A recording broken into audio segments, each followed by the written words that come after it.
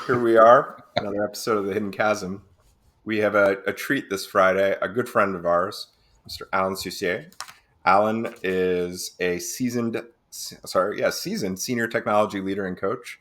He's the founder and CEO of Offline Coaching LLC and has worked with some of the biggest enterprises in the US. With over 25 years of experience, Alan has been a driving force in global engineering and professional development. Alan's servant leadership style has helped many professionals reach their full potential, including me.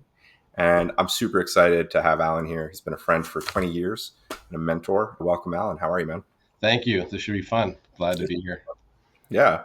Um, so I met Alan way back, I guess, when right out of school about 20 years ago when he hired me at a small company called QA Associates. And you guys met in 2014, I want to say, Josh. 15. Obviously know a lot about you. But for the audience here, tell us about your background, what led you to technology and then coaching. Just tell us a little bit. I started off in a whole different field. I was doing clinical work in Boston, social services, that kind of stuff. So moved to Philadelphia doing that. And then within a year or two, I found myself having a different opportunity to kind of switch gears. So I got into technology. I had an aptitude for it. So got into some, like, I don't want to date myself, but Y2K testing. Nice. So, early internet. And so this whole thing makes me feel very old, but so that evolved, but it didn't take long for my inclination to work with people to kind of come back to converge with that. So I've kind of lived at this intersection of technologists and people development.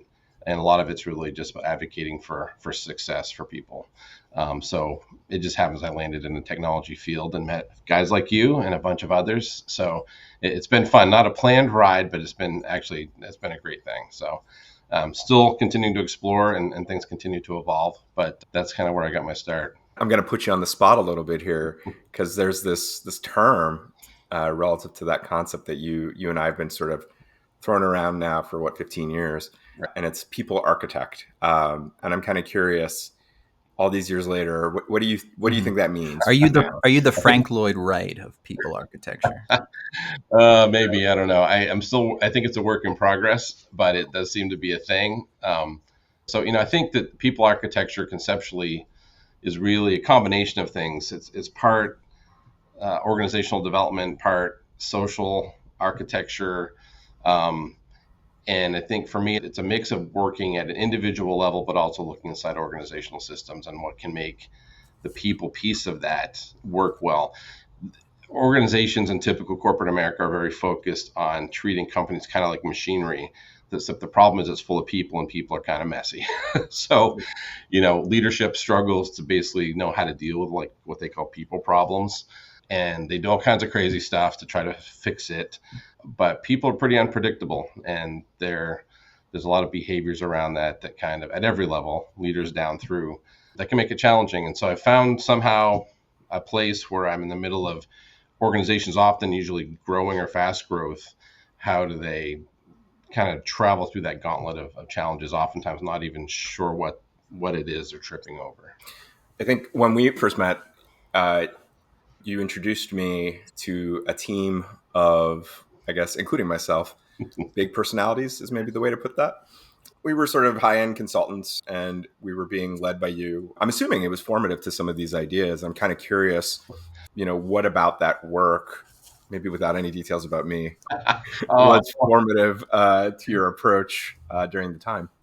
One of the points of feedback I got during that period was a manager I was working with who was like, you're doing a really good thing here. And I was like, what do you mean?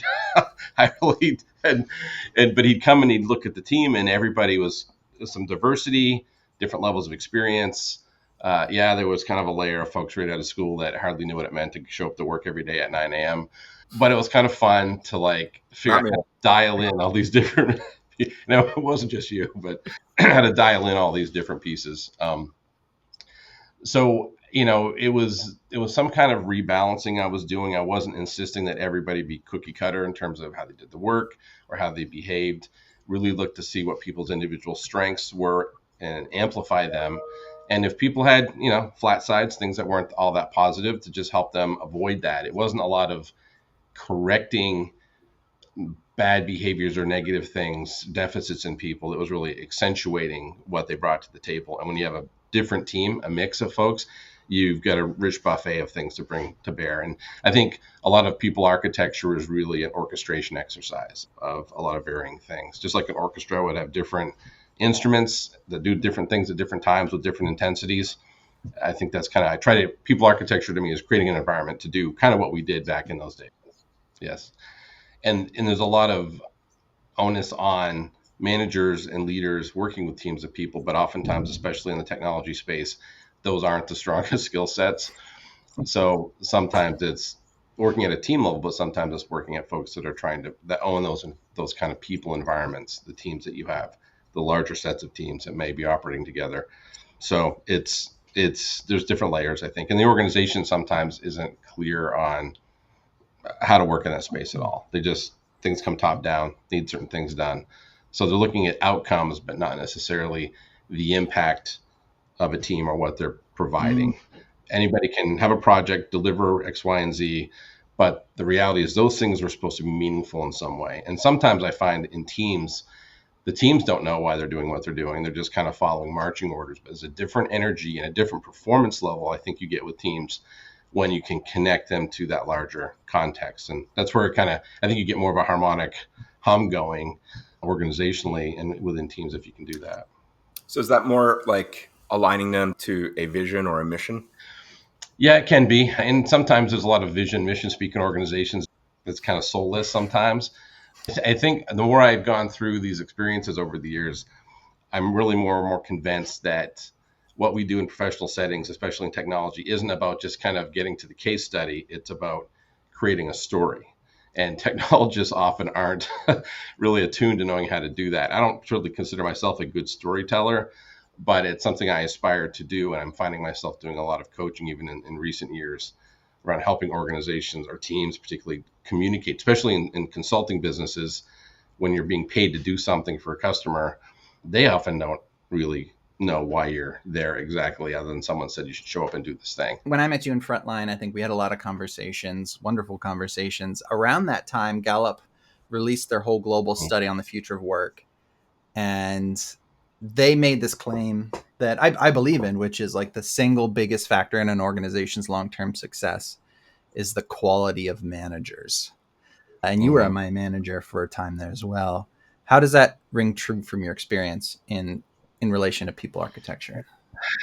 I think it's been absolutely true. I think the challenge with middle management, as I say, is that you're in a larger system that is got pressure, business economic wise or other, that is pushing to get some things done. Orders come down. As a middle manager, your job is to take that information and get a bunch of people to do some stuff to that end. So you're in the middle. The mandates or the objectives or goals are coming down without a lot of granular view of the challenges that might be on the field to get certain things done. And then you've got a whole assortment of personalities and skill levels and whatever. And then on top of that, in organizations that are growing, there's a lot of change going on. And people have to figure out how to navigate that. In organizations that, and some of which we've worked together in, one of the biggest things was really just helping people navigate that adjustment in the middle of all this normal stuff. So managers in the middle of that are really deserve so much more support and credit than they typically get. And they need to be equipped. Sometimes you'll see someone who struggles as a manager and the reaction organization will be, that guy, maybe we need to replace him. Maybe he needs to go. Maybe this isn't where he can be successful. We often will treat individuals as the problem, not recognizing they're in a whole system that has a big part to play in how they're performing well or poorly. And it's just a more of a systemic view that oftentimes isn't always kind of in view.